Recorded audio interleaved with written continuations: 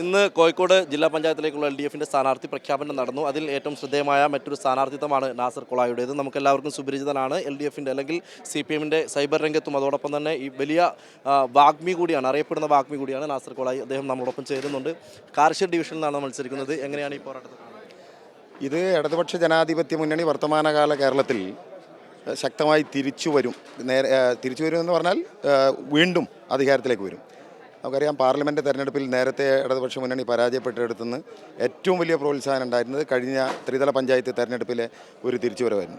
അപ്പോൾ ഗ്രാമങ്ങളിലെ ജനങ്ങളടക്കം നേരിട്ട് അനുഭവിക്കുന്ന ഒരുപാട് അവരുടെ അനുഭവ യാഥാർത്ഥ്യങ്ങളുണ്ട്. പ്രത്യേകിച്ചും പെൻഷൻ്റെ കാര്യത്തിൽ ഇപ്പോൾ കുടുംബങ്ങൾക്കുള്ള കുടുംബിനികൾക്കുള്ള വീട്ടമ്മമാർക്കുള്ള പെൻഷൻ തുടങ്ങി നമ്മുടെ നാട്ടിലെ ലൈഫ് ഭവന പദ്ധതി, അതുപോലെ തന്നെ പട്ടയം തുടങ്ങി സർക്കാരിൻ്റെ നേട്ടങ്ങൾ അത് താഴെത്തട്ടിലെ ജനങ്ങളുടെ അടുത്തേക്ക് എത്തുന്നുണ്ട്. അതുകൊണ്ട് ജനം തീർച്ചയായും ഇടതുപക്ഷ മുന്നണിക്ക് അനുകൂലമായി പ്രതികരിക്കും. പ്രത്യേകിച്ചും ഈ മാസം ഇപ്പോൾ ഈ 2000-ൻ്റെ പെൻഷൻ ഒരുമിച്ചെത്തുകയാണ്. അത് ഈ പെൻഷൻ വാങ്ങുന്ന ആളുകളുടെ കയ്യിലേക്ക് മാത്രമല്ല, അത് താഴെത്തട്ടിലെ ജനങ്ങളുടെ കയ്യിലേക്ക്, അതായത് ഈ പണം ആളുകളുടെ ഇടയിൽ മാർക്കറ്റിലേക്കും മറ്റും ഇറങ്ങുമല്ലോ, ആ രൂപത്തിൽ വരും.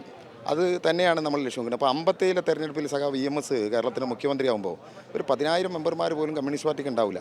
പക്ഷേ ഈ അടിസ്ഥാനപരമായി ജമ്മിത്തത്തിൽ നിന്നുള്ള വലിയ വഴിമാറ്റം, ഭൂമിക്ക് വേണ്ടിയുള്ള സമരത്തിൻ്റെ മുൻനിരയിൽ കണ്ടത് കമ്മ്യൂണിസ്റ്റ് പാർട്ടിയുടെ നേതാക്കന്മാരെയാണ്, കൊടിയാണ്. അതുകൊണ്ട് ഒരു തെരഞ്ഞെടുപ്പ് വന്നപ്പോൾ ജനങ്ങൾക്ക് സംശയം ഉണ്ടായില്ല, അവർ കമ്മ്യൂണിസ്റ്റ് പാർട്ടിക്ക് വോട്ട് ചെയ്തു. അങ്ങനെയാണ് ആദ്യത്തെ EMS സർക്കാർ വന്നത്. അപ്പോൾ ജനങ്ങളെ സംബന്ധിച്ചിടത്തോളം രാഷ്ട്രീയ വിവാദങ്ങളൊക്കെ പലതും അവിടെ ഇവിടെയൊക്കെ നിൽക്കുന്നുണ്ടെങ്കിലും അവർ നേരിട്ട് അനുഭവിക്കുന്ന നേട്ടങ്ങൾ, ആ നേട്ടങ്ങൾക്ക് കഴിഞ്ഞ 10 വർഷത്തിൻ്റെ തുടർച്ചയായി സർക്കാർ ചെയ്തിട്ടുള്ള നേട്ടങ്ങൾ, ആ നേട്ടങ്ങൾക്ക് ഉത്തരം ജനം നൽകുന്ന ഉത്തരം കൂടിയായിരിക്കും ഇത്. അതുകൊണ്ട് വലിയ പ്രതീക്ഷയുണ്ട്.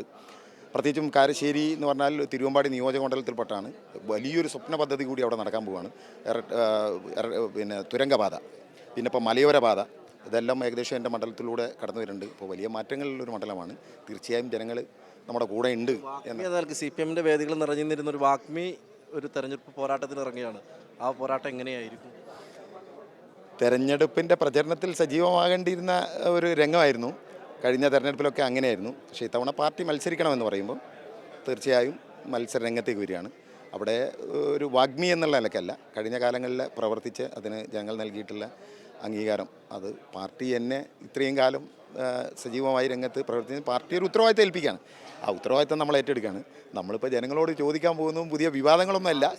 പ്രചരണത്തിന് പോകാൻ കഴിയില്ല. അത് പാർട്ടി സ്വാഭാവികമായി ഉണ്ടോ?